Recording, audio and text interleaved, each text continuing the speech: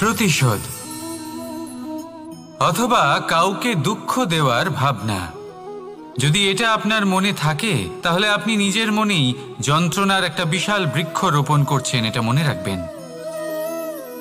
কারণ কাউকে দুঃখ দেবার এই ভাবনা, এটা হলো সেই বীজ যা আপনার মনেই পতিত হবে, আপনার মনেই অঙ্কুরিত হবে, আর আপনার মনেই একটা বিশাল বৃক্ষরূপে বেড়ে উঠবে। জীবন আপনার, কর্ম আপনার, কাউকে দুঃখ দেবার ভাবনা আপনার ছিল, এই বৃক্ষ হলো আপনার, তাই এর ফলও আপনিই পাবেন, যা গ্রহণও আপনাকেই করতে হবে। মনে রাখবেন, যে মানুষ এটা ভাবে যে আমি ওকে দুঃখ দেব, ওকে কষ্ট দিতে চাই আমি, সেই মানুষই দুঃখ আর কষ্ট পেয়ে থাকে। যদি সেই জায়গায় আপনি এটা ভাবেন যে আমি কাউকে সুখী করে তুলতে চাই, কাউকে সুখ প্রদান করতে চাই, তাহলে তারও বীজ আপনার মনেই রোপণ হবে, বৃক্ষে পরিণত হবে, যার ফলও আপনিই পাবেন। এখানে বিষয়টা হলো শুধু মানসিকতার চিন্তা, যা সত্য হয়ে আপনার সামনে আসে। তাহলে এই মানসিকতা শুভ করুন, সবার জন্য মঙ্গল কামনা করুন। অন্যের মনে আপনার জন্য ভালো চিন্তা থাকুক বা না থাকুক, আপনি সবার জন্য শুভ চিন্তা করে কর্ম করতে থাকুন, তাহলে আপনার সাথেও ভালোই হবে। তাহলে আসুন আর আমার সাথে ভালোবেসে বলুন, রাধা রাধা। সুখ আর অভিজ্ঞতা, এই দুই জীবনে একসাথে কখনোই আসে না। মনে রাখবেন, যেখানে সুখ থাকে সেখানে অভিজ্ঞতা থাকে না, আর যখন এই সুখ আমাদের জীবন থেকে দূরে চলে যায়, তখন আমাদের জীবনে আসে এই অভিজ্ঞতা। পরমাত্মা, প্রকৃতি, নিয়তি এই অভিজ্ঞতাকে আমাদের জীবনে পাঠান, যাতে আমরা একটা অত্যন্ত গুরুত্বপূর্ণ শিক্ষা, একটা জ্ঞান প্রাপ্ত করতে পারি।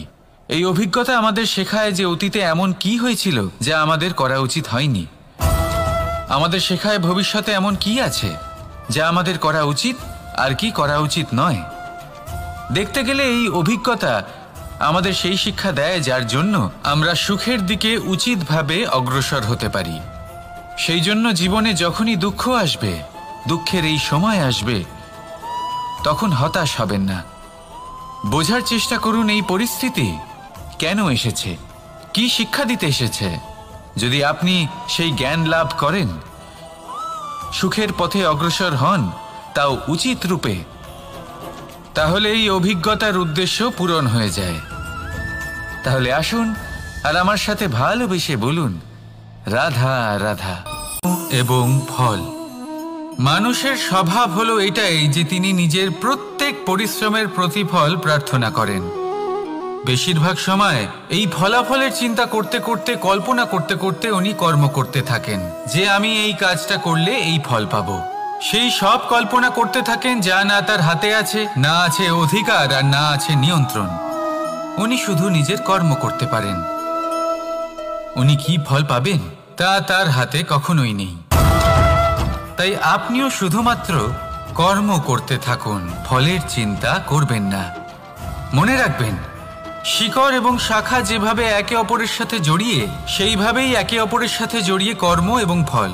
যেরকম কর্ম আপনি করবেন সেরকম ফল আপনি অবশ্যই পাবেন। তাই এই ফলের আশায় কর্মের সময় কখনোই নষ্ট করবেন না, কারণ যে ব্যক্তি সময় নষ্ট করেন, সময় সেই ব্যক্তিকে অবশ্যই নষ্ট করে দেয়।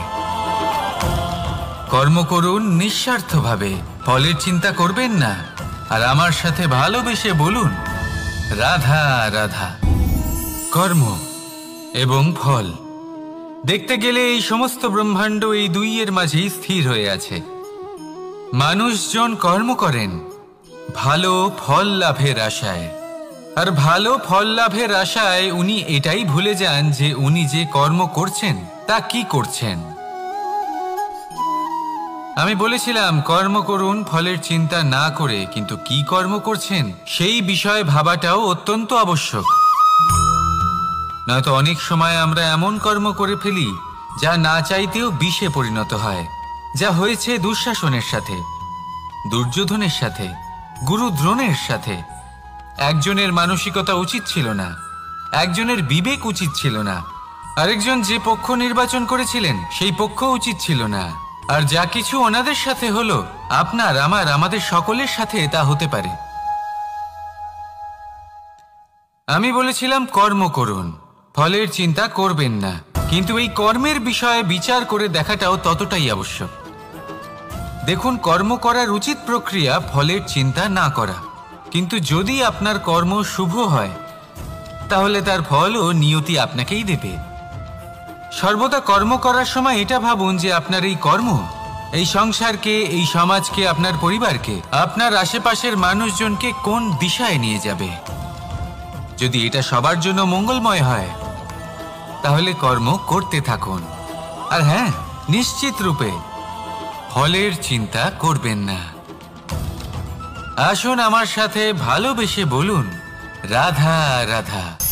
বটবৃক্ষের বীজ সর্ষের দানার থেকেও ছোট হয়, কিন্তু যখন তা নিজের রূপ ধারণ করে তখন তা বিশাল বৃক্ষের আকার ধারণ করে, যা সহস্র বছর ধরে বেঁচে থাকে, ছায়া প্রদান করে, পাখিদের আশ্রয় প্রদান করে, আর দেয় পথচারীদের বিশ্রাম করার স্থান। কেন?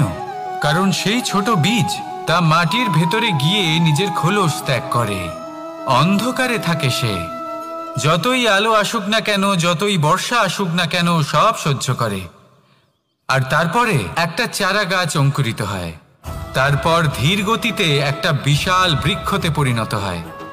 দেখুন, জীবনে কঠিন সময় আসে, এই জন্য নয় যে আপনি হার মেনে নেবেন, এই জন্য আসে যাতে আপনি ভবিষ্যৎ নির্মাণের জন্য নিজেকে তৈরি করতে পারেন। যদি কঠিন সময়ে আপনি ওই বীজের মতো দৃঢ় হয়ে থাকতে পারেন তাহলে আপনিও একদিন সেই বিশাল বৃক্ষের মতো নিজের অস্তিত্ব গড়ে তুলতে পারবেন, যা সহস্র বছর পর্যন্ত মনে রাখা হবে। আসুন আমার সাথে ভালোবেসে বলুন, রাধা রাধা। এই ব্রহ্মাণ্ড কত বৃহৎ, তাই না? যার সম্মুখে এই পৃথিবীকেও একটা বিন্দুর মতো মনে হয়। আর এই পৃথিবীতে আমরা কে হই, আমাদের আকার কিরকম, আমাদের অস্তিত্বই বা কি? যখন আমরা এভাবে ভাবি তখন মনে হয় আমরা কিছুই নই। তা আমরা যখন কিছুই নই তাহলে আমরা এত চিন্তা করি কেন? কি ভেবে ভয় পাই? কাকেই বা এত ভয় পাই? কে আমাদের মারতে পারে আর কেই বা আমাদের জন্ম দেবে? আত্মার আসলে না কখনো জন্ম হয় আর না কখনো মৃত্যু। আত্মা শুধুই শরীর বদল করে। আপনি, আমি, আমরা সকলে এই শরীর নয়, আমরা হলাম আত্মা, যা হলো পরম আত্মার পরম অঙ্গ। সেই জন্য মনে রাখবেন, বাইরের কোথাও দেখবেন না, নিজের অন্তরের গভীরে গিয়ে দেখুন, আত্মাকে উপলব্ধি করতে শিখুন। ক্লেশ, ভয়, চিন্তা, এই সব কিছুর থেকে নিজেকে দূরে রাখুন, তাহলেই উপলব্ধি করতে পারবেন পরমাত্মাকে। তাহলে আসুন আমার সাথে ভালোবেসে বলুন, রাধা রাধা।